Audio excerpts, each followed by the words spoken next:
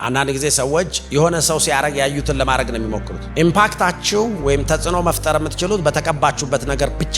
ድምጻችሁ ቅባታችሁ ነው። it's not about የድምጽ ማማር, it's all about the anointing. ልክ ድምጹን ስሰማው የሆነ ነገር ወረረኝ፣ የሆነ በሽታ ይለቆየኝ, it's because anointing. የሆነ ሰው ግን መስበክ ብቻ ሊሆን ይችላል የተጠራው። ዶን ሳፈር ለመዘመር ዋዩ ሳፈር ፕሪች። የሆነ ሰው ለመዘመር ነው የተጠራው። በቃ ዶን አፍቱ ሳፈር ለመስበክ ፕሪች።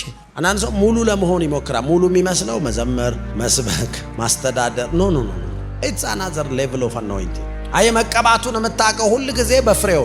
ለምሳሌ ሰው አጋንንትን የማውጣት ስጦታ በዛ አቅጣጫ ቅባት ይኖረውና ቤተክርስቲያን የመምራት ግን ስጦታ የለውም። አንዳንድ ሰዎች ውስጥ ብዙ ነገር ነው ያለው። በሚፈለጉበት ቦታ ላይ ሞባይል ይሆናል። ስለዚህ እኔ አንደኛውን ሊሰጠኝ ይችላል እግዚአብሔር። በቃ አጠብጥብ። ለምሳሌ ሰው በመስበክ ይቀባ፣ በማስተማር ይቀባ።